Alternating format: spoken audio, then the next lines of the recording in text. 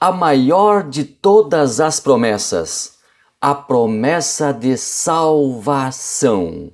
Soteriologia é o tema do nosso vídeo, é o tema da nossa lição de hoje. Graça e paz, seja muito bem-vindo, seja muito bem-vinda. Você está no canal Ensine Palestra. Meu nome é Alex Paulo e eu quero dar as boas-vindas a você que está chegando. Você que já faz parte do canal, você que assiste os nossos vídeos, você que acompanha o nosso trabalho, o meu muito obrigado. Que Deus abençoe maravilhosamente a sua vida. Você que está chegando agora, você que chegou neste vídeo, acompanhe ele. Vá até o final acompanhando ele. Se você lá no final gostar dele, se realmente for relevante para você, deixe o seu like. Se você gostar mais ainda, inscreva-se no canal, deixe o sininho ativado para que nós possamos divulgar a você sempre que um vídeo nosso for publicado. Aí você vai ter este aceno através do sininho ativado. Vamos lá então, nós estamos no quarto trimestre de 2024, estamos estudando as promessas de Deus. Confie e viva as bênçãos do Senhor, porque fiel é o que prometeu. O nosso pastor do trimestre, o pastor comentarista do trimestre, Linaldo Renovato de Lima. Pastor Linaldo Renovato, ele é bacharel em economia, é escritor, é mestre em administração, é mestre em ciências da religião, é um homem de Deus que está comentando, que está nos assinalando os pontos primordiais das promessas de Deus. E hoje nós vamos chegar à mais importante de todas elas. Vamos falar de salvação. Então, vamos juntos para mais um vídeo aqui no Ensine Palestra.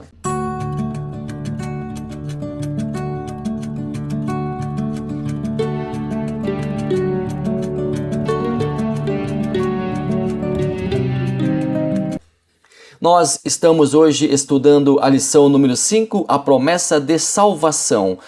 Nós temos na nossa revista o texto áureo que está lá em João, livro de João, Evangelho de Jesus Cristo, segundo escreveu João, capítulo 5, versículo 24. Na verdade vos digo que quem ouve a minha palavra e crê naquele que me enviou, tem a vida eterna e não entrará em condenação, mas passou da morte para a vida. A nossa verdade prática, a promessa da vida eterna é a maior bênção divina para todo aquele que crê em Jesus Cristo. Então, nós vamos hoje trabalhar sobre salvação. Hoje nós vamos falar do mais importante tesouro que nós temos, a promessa da salvação. E nós temos aí já o nosso primeiro tópico, com o primeiro subtópico, uma maravilhosa salvação. O segundo, a obra de salvação. O terceiro, o Salvador. Eu sempre gosto, antes de iniciar a lição, contextualizar o significado das principais expressões em análise na aula. Hoje, o tema é salvação. Logo, nós precisamos definir. Você sabe o que significa salvação? Você já parou para definir salvação? Você já falou com as suas próprias palavras sobre salvação? O que você diria para uma pessoa quando ela pergunta para você o que é salvação? Nós temos a definição de salvação segundo o dicionário Wycliffe. A salvação é a obra completa de Deus que consiste em trazer homem do estado de pecado ao estado de glória, através de Jesus Cristo, o Deus homem. A salvação é um presente completo a ser desfrutado pelos verdadeiros crentes em Cristo. Ele oferta a si mesmo. Ele ofertou-se a si pela humanidade. Os judeus, eles esperavam o seu Messias e ainda hoje esperam o Messias. A grande maioria dos judeus espera o Messias. E esperava que o seu rei fosse alguém que causasse impacto. Esperavam alguém rico, abastado, entronizado, um líder militar.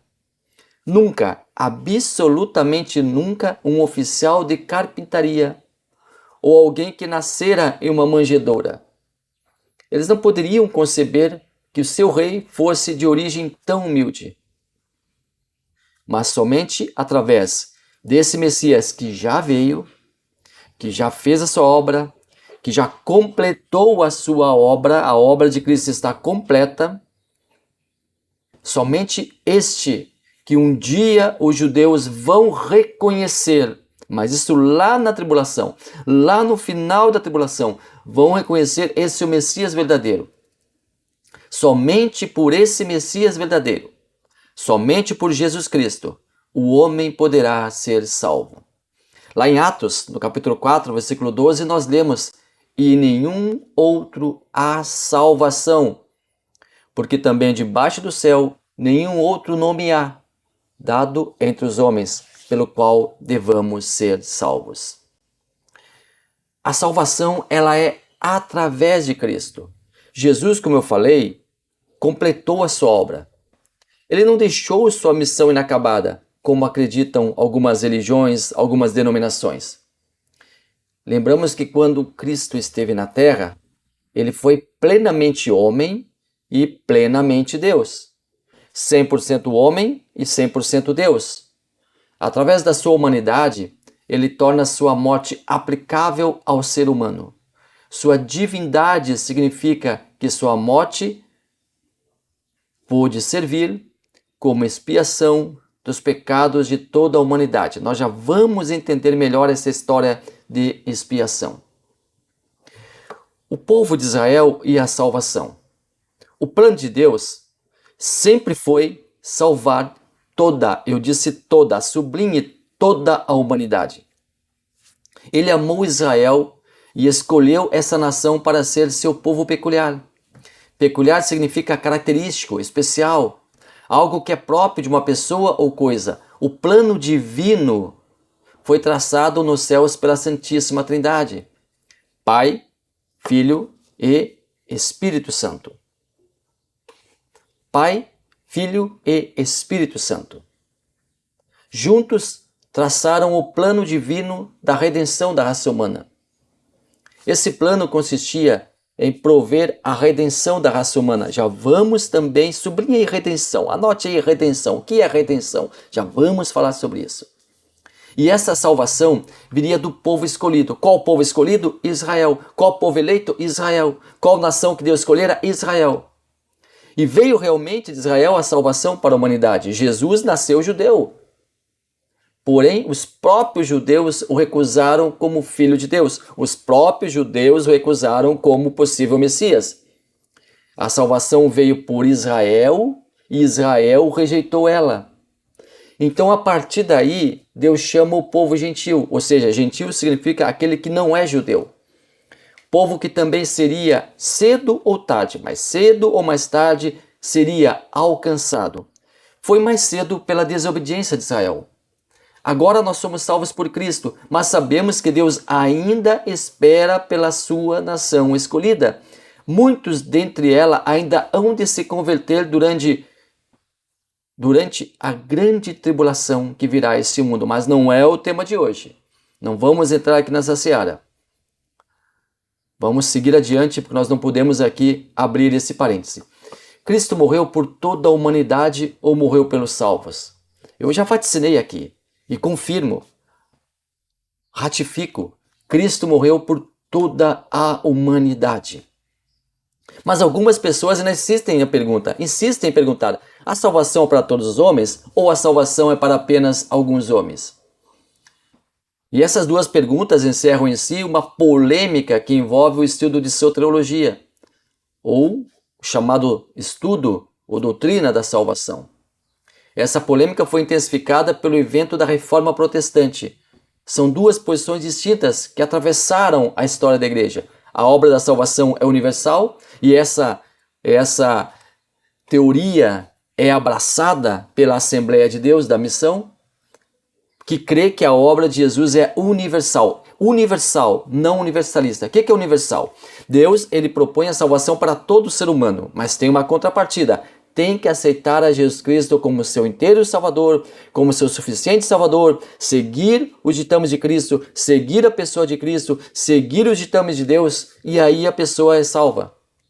Não é universalista. O universalista diz que todos, absolutamente todos serão salvos, até o próprio diabo vai ser salvo, até o próprio diabo poderá converter-se, até o próprio diabo poderá redimir-se, até o próprio diabo poderá pedir perdão e aí ele também estará lá no céu. Imagina você caminhando em ruas de ouro e cristal lá no céu, daqui a pouquinho você está de cara com o diabo. Meu Deus do céu.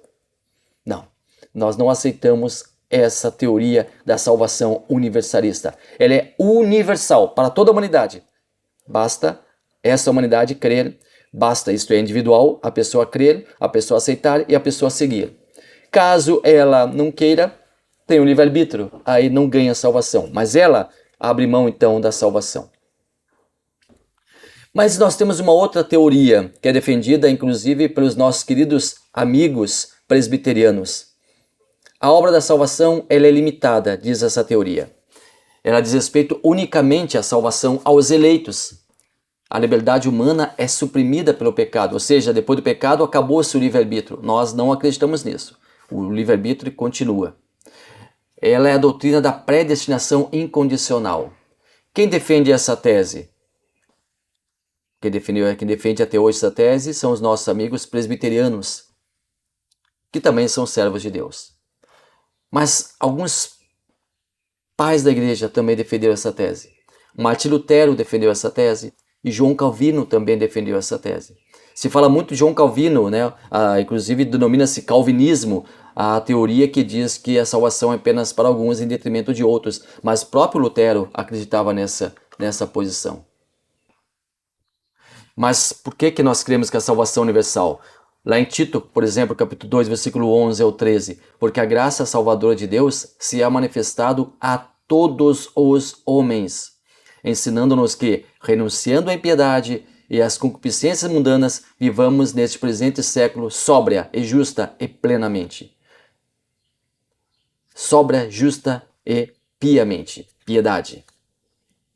Aguardando a bem-aventurança, a esperança, o aparecimento da glória do grande Deus e nosso Senhor Jesus Cristo. 1 Timóteo, capítulo 2, 13 e 5, porque isto é bom e agradável diante de Deus, nosso Salvador, que quer que todos os homens se salvem e venham ao conhecimento da verdade. Segunda carta de Pedro 3 e 9, o Senhor não retarda a sua promessa, ainda que alguns a tenham por tardia, mas é longânimo para conosco, não querendo que alguns se percam, senão que todos venham a arrepender-se. Jesus não deseja a perdição e não deseja a perdição de ninguém. Ezequiel 18 e 23, desejaria eu, de alguma maneira, a morte do ímpio, diz o Senhor Deus. Não desejo, antes desejo que se converta dos seus caminhos e viva. E aqui está em forma de pergunta, deixa eu ler o texto conforme ele está, em forma de pergunta. Desejaria eu, de qualquer maneira, a morte do ímpio? Diz o Senhor Deus. Não desejo antes que se converta dos seus caminhos e viva? Ezequiel 18 e 21. Mas se o ímpio se converter de todos os pecados que cometeu e guardar todos os meus estatutos e proceder com retidão e justiça, certamente viverá e não morrerá. Morte eterna, vida eterna. A salvação, de novo, ela é universal. Tópico 2. A natureza da promessa de salvação. Primeiro, justificação. Segundo, regeneração. Terceiro, santificação. As etapas da obra de Cristo na vida do crente. Podemos definir 3 estágios principais ou etapas principais da obra de Cristo em nossas vidas. Justificação, santificação e glorificação. Anota aí. Justificação, santificação e glorificação. Logicamente, esses estágios ou etapas se desdobram em muitas outras subdivisões, anteriores e posteriores a elas. Vamos lá então. Primeira coisa, perfeição, lá no topo, lá no início. Deus criou tudo perfeito e criou também o Jardim do Éden. Aí depois tem a queda do homem. O homem separou-se de Deus e perdeu a condição de usufruir da sua amizade. O pecado causou separação entre o Criador e a criatura. O homem afastou-se do seu Criador, criando um abismo que o separa de Deus. Romanos 3, 23 fala, porque todos pecaram e destituídos estão da glória de Deus. E aí entra o pecado original, a bagagem de Adão. A partir da queda do homem, a humanidade recebe como legado o pecado original. E a partir de então, todos que nascem pecaram, porque os 2 únicos seres viventes, Adão e Eva, pecaram. Então não teria um terceiro ser que não teria pecado, que não teria que não teria sido enganado pelo diabo. Não, só existiam 2, um casal, Adão e Eva. E os 2 pecaram, os 2 erraram, e a partir desse momento eles fazem com que a humanidade toda receba essa bagagem do pecado original. Então o homem carrega o pecado original consigo a partir do momento em que Adão e Eva se desviaram dos planos de Deus. Atrai para si a ira de Deus, uma vez que ele carrega o fardo do pecado original sobre suas costas. Então aí nós temos o pecado propriamente dito. O homem nasce com o pecado original. O pecado então causou separação entre o Criador e a criatura. Aí vem a lei, que denuncia o pecado.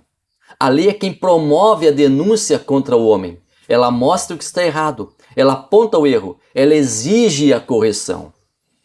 A lei exige a correção. A lei não é má, a lei é boa, porque ela quer a coisa certa. Ela exige a correção. Então a lei tem uma importância muito grande, porque ela apresenta evidências de que nós ainda somos pecadores. A lei serviu de aio. Aio é quem conduz, né? A lei conduz, a lei mostra o caminho a ser seguido. Cabe seguir ou não. E aí entra a ira de Deus. Por quê? Porque o pecado, ele afronta a santidade de Deus. Deus é perfeitamente santo. Ele é perfeito e é santo. Ele não tolera o pecado. Deus abomina o pecado. O pecado desafia a santidade de Deus. Sua santidade absoluta não admite o pecado e suas nuances. E o salário do pecado, em Romanos 6:23, é a morte. Porque o salário do pecado é a morte, mas o dom gratuito de Deus é a vida eterna por Cristo Jesus, nosso Senhor. Ou seja, pecado original, a lei aponta o pecado, Deus se ira e agora tem que haver uma restituição, tem que haver um pagamento. E agora entra aqui um outro termo um pouquinho diferente, um pouquinho mais, talvez cause alguma estranheza, a imputação. O que é imputação? Colocar na conta de alguém. Descobrir quem é o transgressor. Definir o culpado e sua sentença. Ora, o pecado entrou no seio da humanidade através de Adão e Eva. O homem então recebe o pecado original. O homem é pecador. A lei aponta que o homem é pecador. Então, o homem é o transgressor. O homem é o culpado. E tem uma sentença. Qual é a sentença? Infelizmente, a morte. Durma com um barulho desses. O homem pecou, a lei apontou o pecado, Deus se irou, a sentença foi proferida, e agora? O que acontece? Aí vem o arrependimento. Sim, o papel do homem é arrepender-se. E o papel de Deus é perdoar o homem. Porém, exige-se ainda a satisfação da culpa. Exige-se ainda que a culpa seja satisfeita, que a culpa seja paga. O arrependimento é o processo pelo qual o homem se convence da sua fraqueza e para de lutar sozinho, pedindo ajuda a Deus. É um pedido público de socorro. O ato de batismo em águas é a demonstração pública que a pessoa tem fé em Deus e arrepende-se de sua condição anterior, passando a partir daquele momento a viver uma nova vida.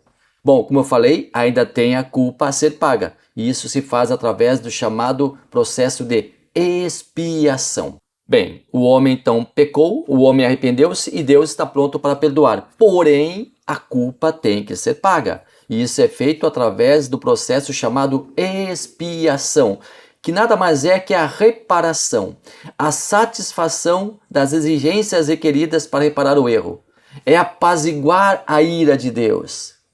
Existia na cultura de alguns povos a crença que os deuses ficavam irados com a falha humana e exigiam reparação pelo dano, muitas vezes com o sacrifício de pessoas, e dentre elas crianças também.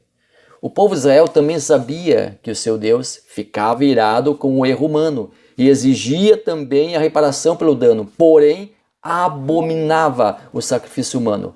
Deus permitiu então que um animal fosse morto no lugar do pecador. Como era feita então a expiação nos tempos antigos, como era feita então a expiação lá no Antigo Testamento, o homem geralmente trazia um animal, um cordeiro, na maioria das vezes, colocava esse cordeiro diante do sacerdote e esse cordeiro deveria ser sem mácula, esse cordeiro deveria ser perfeito, esse cordeiro não deveria ter nenhuma mancha, perfeito, absolutamente perfeito.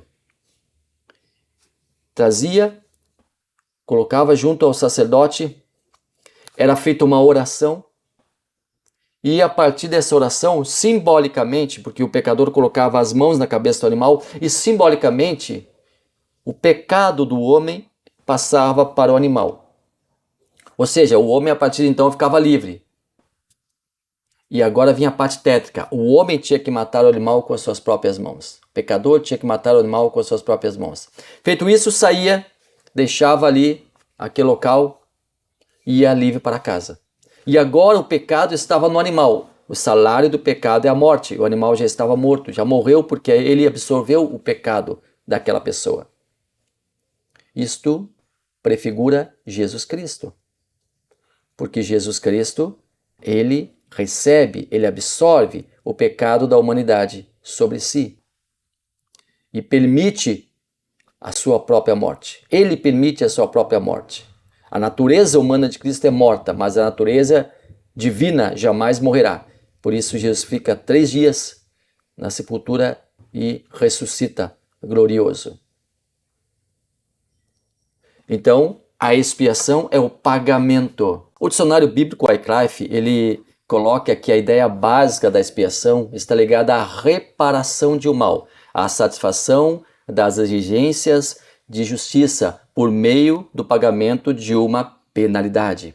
Bom, era feita assim lá no Antigo Testamento. Agora, com a morte de Cristo, já no Novo Testamento, Jesus Cristo ele paga os pecados.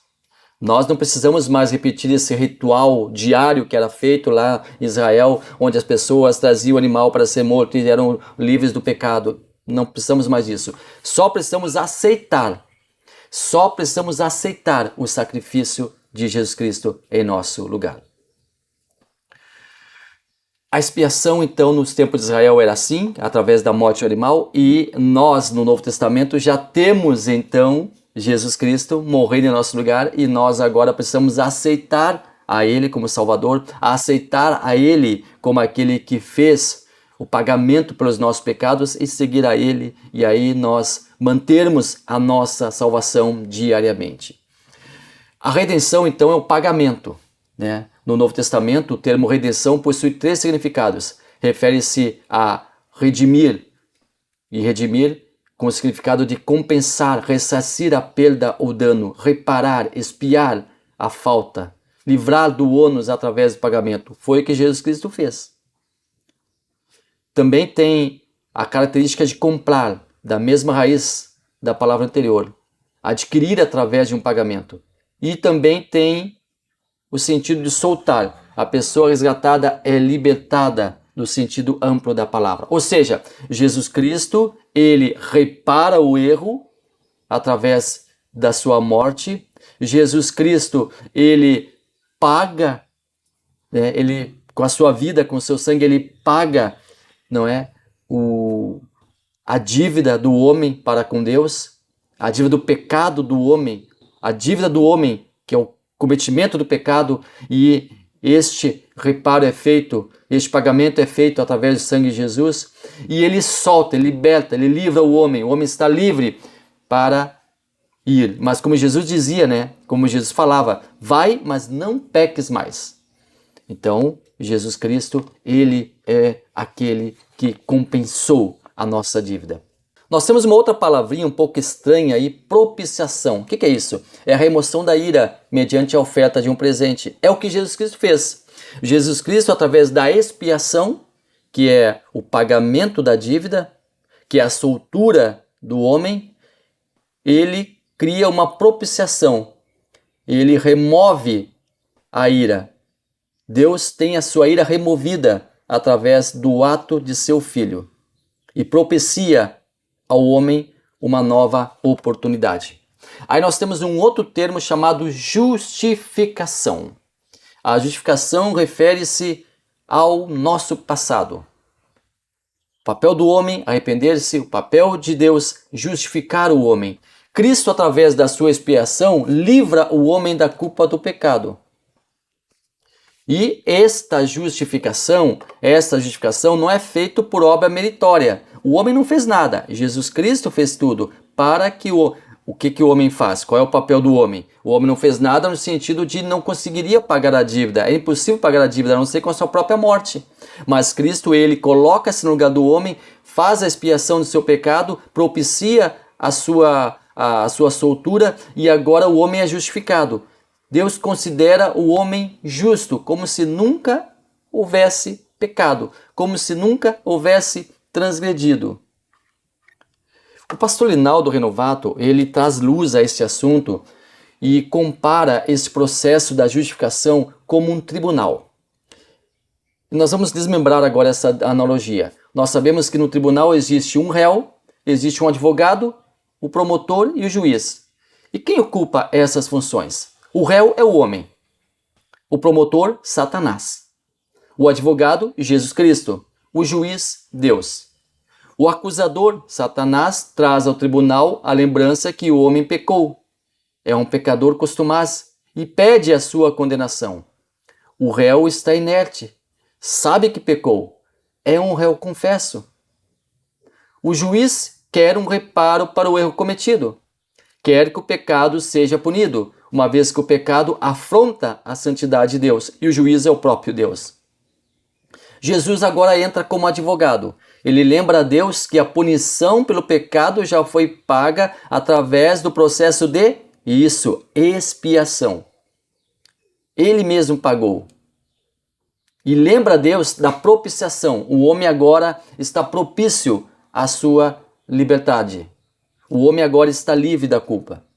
Então, mediante a intervenção de Jesus ao morrer pelo pecado do homem, o homem está livre de qualquer acusação. O homem, então, é considerado justo por Deus. O homem agora está livre, é justo. Por fim, nós temos o processo chamado santificação. Sim, a santificação é um processo, e esse processo dura a vida toda. Esse processo não acaba, a não ser com a nossa morte. A santificação, ela refere-se ao nosso presente. E existe uma diferença entre santidade e santificação. A santidade é um estado, é a qualidade de quem é santo. O único que é santo é Pai, Filho e Espírito Santo, a Santíssima Trindade. A santidade é uma qualidade intrínseca da soberania de Deus, da natureza divina. A santificação é um processo. A santificação é processual, é progressiva, implica em uma ação progressiva. Podemos afirmar que a santificação é uma caminhada. A santificação é um posicional, é a posição do homem que dia após dia santifica-se, dia após dia melhora, dia após dia cresce, dia após dia busca cada vez mais essa santificação. Depois nós temos o último processo, que é a glorificação. Aí é o estágio final, está lá no futuro. Quem tem o corpo glorificado hoje é Jesus Cristo. Mas nós, para também encontrarmos com Jesus Cristo, nós, para chegarmos à presença de Jesus Cristo, precisamos ter os nossos corpos glorificados. E isso vai acontecer por ocasião da volta de Jesus Cristo, quando Ele arrebatar a sua igreja, quando os salvos que estiverem vivos tiverem seus corpos glorificados e subirem ao encontro de Jesus nas nuvens, não antes dos mortos, também salvos em Jesus Cristo, ressuscitarem e terem seus corpos glorificados e eles primeiro irem encontrar-se com Jesus Cristo nas nuvens. Depois nós iremos também. Aí sim, com o corpo glorificado, nós poderemos estar na presença de Deus. Com o corpo glorificado, nós poderemos viver a eternidade com Cristo. A terceira parte da nossa lição de hoje, o terceiro tópico, promessa e perseverança na salvação. A base da promessa da salvação, a apostasia individual, a promessa e a segurança da salvação. A promessa da salvação. Vamos ver vamos ler aqui o que o pastor Reinaldo entende por a base da promessa da salvação. João 3 mostra com clareza que o nosso Senhor é o centro da promessa de nossa salvação. Deus escolheu um povo dentre pessoas pecadoras que se arrependeram e creram em Jesus Cristo como Senhor e Salvador. A igreja. A igreja é composta de pessoas que eram gentias, antigamente não eram judeus. A igreja também é composta de judeus que, caso queiram converter-se a Jesus Cristo, também serão chamados para este grupo. A igreja é composta de pessoas salvas e regeneradas por Deus. A apostasia individual. Nas Escrituras também encontramos uma grande advertência concernente à promessa da salvação. A Bíblia nos mostra que a salvação não é incondicional, pois as pessoas podem resisti-la. Nós temos os nossos irmãos presbiterianos que dizem que a salvação é irresistível. Deus escolhe você para ser salvo e você não consegue resistir. Desculpa a expressão. Você pode bater o pé, você pode fazer o que quiser, você não vai conseguir resistir. É obrigatório, é impositivo. Nós, assembleianos, não cremos assim. Respeitamos essa posição, mas discordamos frontalmente dela. Nós cremos que a pessoa pode dizer não, eu não quero. O apóstolo Paulo disse, contando em uma das suas cartas do seu encontro com Cristo, dizendo, eu não fui resistente, eu não resisti àquilo que Deus estava me propondo. Ou seja, ele também poderia ter resistido. Ou seja, nós temos a opção de dizer sim ou dizer não. Quero graça, quero salvação, quero estar com Deus. Ou dizer não, não quero salvação, não quero graça, não quero estar com Deus. A apostasia é quando a pessoa, você não vai acontecer com você. É quando uma pessoa, ela rejeita Deus.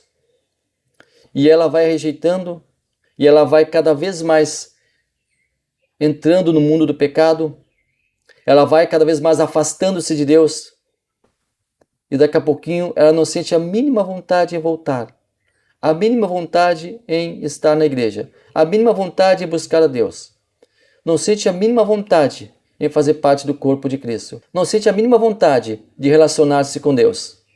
A apostasia, ela também é um processo, não é imediata, não é imediato, não é algo instantâneo. Ela é um processo que vai, infelizmente, perdurando, até que a pessoa chega a um ponto que ela não quer mais saber de Deus, e aí ela nega a Deus. Enquanto essa pessoa estiver viva, ela pode voltar atrás. Enquanto essa pessoa estiver viva, ela pode deixar de ser apóstata, pode deixar este mundo, pode deixar essas ideias, pode deixar esses conceitos e voltar para Cristo, e ele vai recebê-la de braços abertos. Mas se não acontecer esse retorno, essa pessoa vai perder a sua salvação, vai comprometer a sua salvação, será condenada. E o terceiro subtópico, promessa e segurança da salvação. A promessa de salvação também nos traz uma consoladora certeza, aquela mesma que o apóstolo Paulo escreveu, mas de ambos os lados estou em aperto, tanto desejo de partir e estar com Cristo, porque isso é ainda melhor. A promessa e a segurança. A salvação deve ser cultivada dia após dia, isso é verdade. Mas uma vez salvos, nós temos que ter certeza dessa salvação, convicção dessa salvação. Nós temos que ter certeza que se Cristo voltar agora, ou se eu nesse momento agora tombar, se nesse momento eu agora expirar, eu estarei salvo. A salvação tem que ser uma certeza na nossa vida. A salvação tem que ser uma constante em nossa vida. Este foi o estudo maravilhoso sobre a maior de todas as promessas, a promessa da salvação. Espero que você tenha gostado e se gostou, deixe seu like, comente o que você acha do tema. Quero também ouvir aqui, quero também ler aqui a sua opinião. Muito obrigado a você que esteve até aqui conosco, muito obrigado pela sua companhia. Deixe seu like, faça seu comentário e curta esse vídeo e nos ajude a progredir aqui nesta plataforma para a honra, louvor e glória do nosso Senhor. Deus abençoe maravilhosamente a sua vida.